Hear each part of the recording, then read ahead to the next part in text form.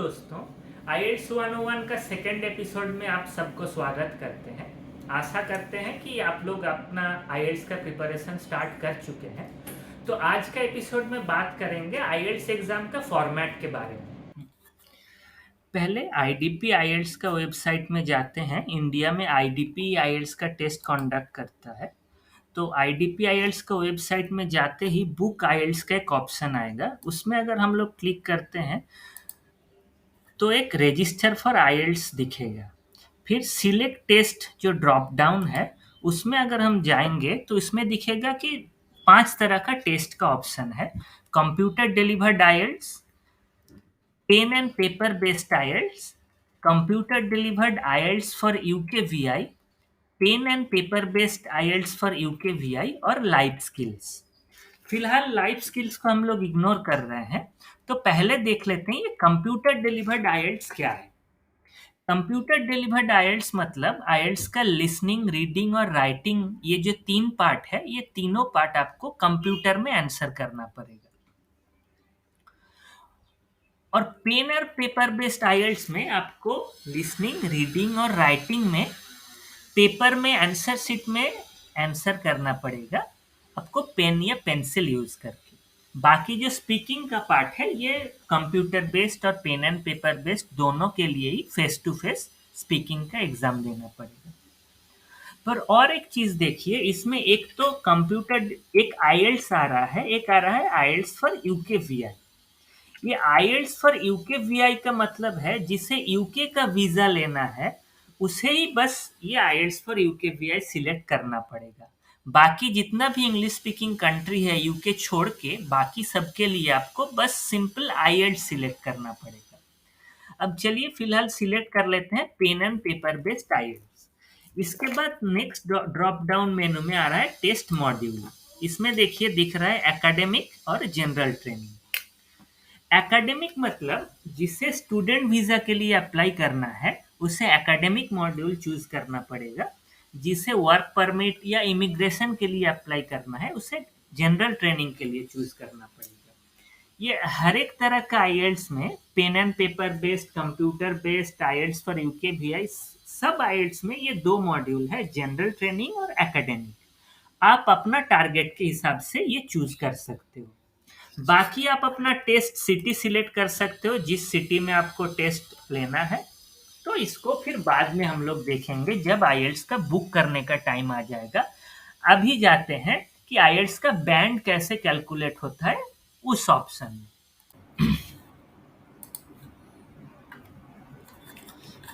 इसमें देखिए overall band score कैसे कैलकुलेट होता है, ये कुछ एग्जाम्पल के साथ दिखाया हुआ है। मान लीजिए पहला टेस्ट टेकर लिसनिंग में 6.5, रीडिंग में 6.5, राइटिंग में 5 और स्पीकिंग में 7 का बैंड स्कोर लाया। तो ये चारों बैंड का एवरेज आ रहा है 6.25। तो आईएलटीएस में क्या है, 0.5 या 0.0, ये 2 ही बैंड स्कोर आता है ओवरऑल में।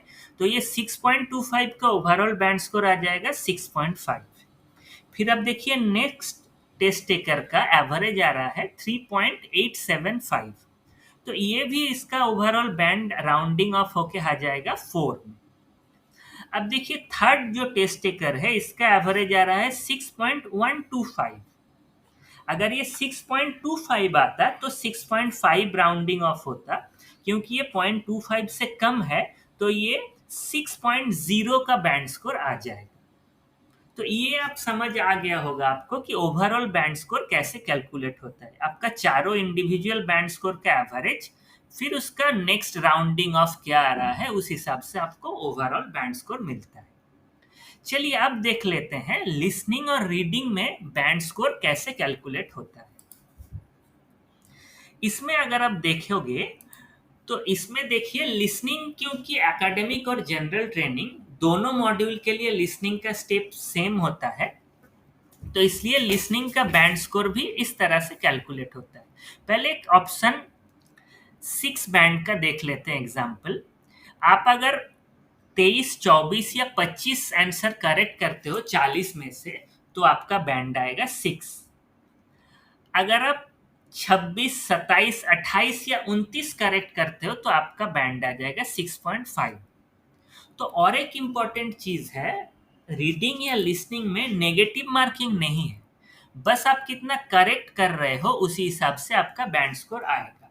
तो कोई भी क्वेश्चन में आपको थोड़ा डाउट है तो आप आंसर शीट ब्लैंक मत छोड़ के आना, आप कुछ भी लिख के आ जाओ, क्योंकि अगर वो गलत भी होगा तो भी आपका ओवरऑल बैंड स्कोर में कोई असर नहीं आएगा, पर अगर वो सही हो जाएगा तो आपका बैंड स्कोर इंप्रूव हो जाएगा।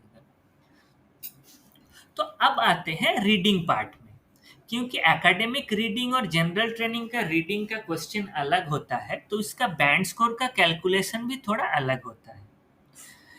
आईएलटीएस के हिसाब से एकेडमिक रीडिंग थोड़ा टफ होता है, इसलिए एकेडमिक में बैंड स्कोर लाना थोड़ा आसान है जनरल ट्रेनिंग के तुलना में। आप अगर बैंड 6 का एग्जाम्पल देखते हैं, तो अगर आप एकेडमिक मॉड्यूल सिलेक्ट किए हो अगर, तो उस केस में आप 23, 24, 25 या 26 आंसर करेक्ट करोगे तो आपका बैंड आ जाएगा 6। पर अगर आप जनरल ट्रेनिंग मॉड्यूल सिलेक्ट किए हो तो आपको 30 या 31 क्वेश्चन का करेक्ट आंसर करना पड़ेगा, तभी आपका बैंड 6 आएगा।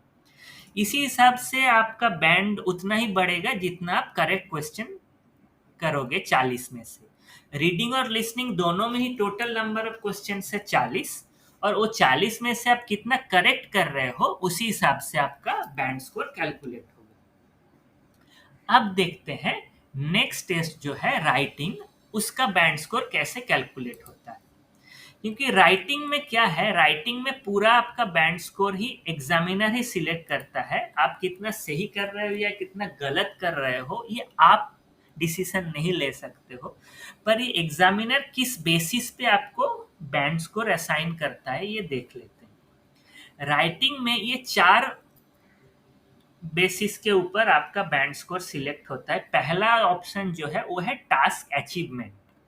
इसका मतलब है आपको जो क्वेश्चन किया गया है आप कितना उसका आंसर किए हो, आप क्वेश्चन क्या समझ के आंसर किए हो या क्वेश्चन में जो दिया है आप किसी और क्वेश्चन का आंसर कर दिए हो। ये एक ऑप्शन है जिसके ऊपर आपको मार्क्स आएगा। फिर नेक्स्ट पॉइंट जो है वो है कोहेरेंस एंड कोहेसन। इसका मतलब है आप एक जो पैराग्राफ बनाए हो वो पैराग्राफ के साथ आप जो नेक्स्ट पैराग्राफ लिखोगे उसका लिंक आप कैसे कर रहे हो, या एक पैराग्राफ में ही स्टार्ट और एंड आप लिंक कर पा रहे हो या नहीं, उस हिसाब से आपका मार्क्स मिलेगा कि आपका जो पूरा राइटिंग का आंसर है वो उसमें कोहेसन है क्या, एक लाइन के साथ दूसरा लाइन को आप लिंक कर पा रहे हो क्या, एक पैराग्राफ के साथ दूसरा पैराग्राफ को आप लिंक कर पा रहे हो क्या, इस हिसाब से आपका मार्क्स आएगा। तीसरा जो ऑप्शन है लेक्सिकल रिसोर्स, इसका मतलब है वोकाबुलरी, आप किस तरह का वर्ड यूज कर रहे हो, आप सारा सिंपल वर्ड यूज कर रहे हो या बीच बीच में कुछ कॉम्प्लेक्स या मुश्किल अनकॉमन वर्ड भी यूज कर रहे हो, उस हिसाब से आपका स्कोर आएगा। और ये जो फोर्थ पैरामीटर है ये है ग्रामेटिकल रेंज एंड एक्यूरेसी।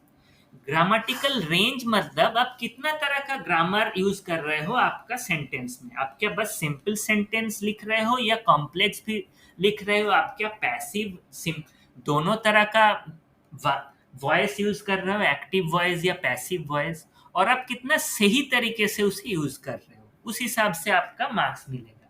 तो ये चारों पैरामीटर में आपका जो मार्क्स आएगा ये चारों का एक एवरेज ही आपका फाइनल बैंड स्कोर होगा राइटिंग टास्क में।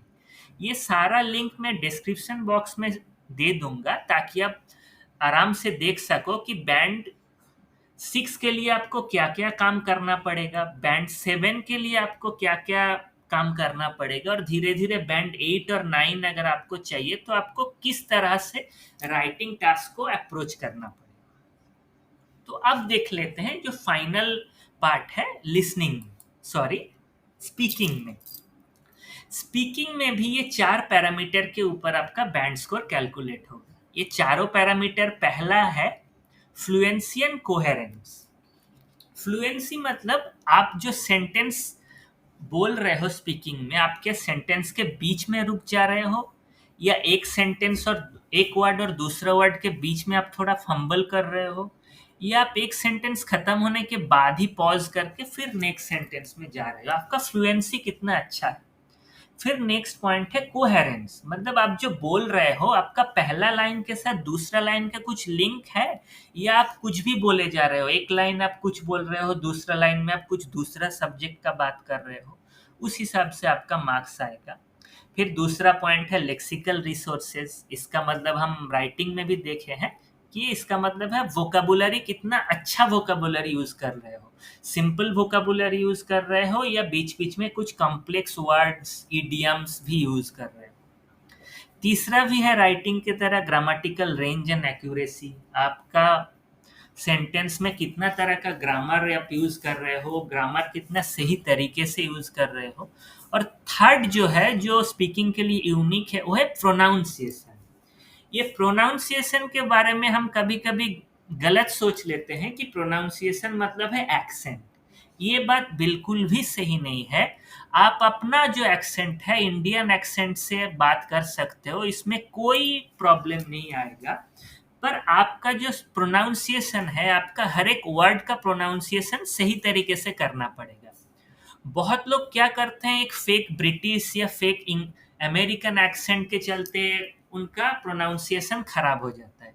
तो आप बस अपना जो नेचुरल एक्सेंट है उसी एक्सेंट में बात करो। बस आप इतना ही ध्यान रखो कि हर एक वर्ड का प्रोनाउंसिएशन आप सही से कर रहे हो कि नहीं।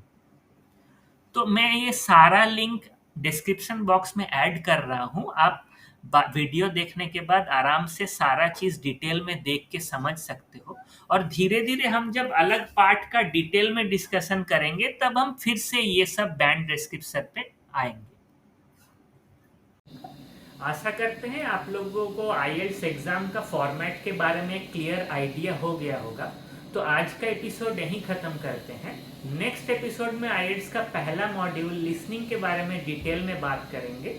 तो आप लोग हम मेरे साथ बने रहिए, चैनल को सब्सक्राइब कीजिए और वीडियोस को लाइक और शेयर कीजिए। Thank you.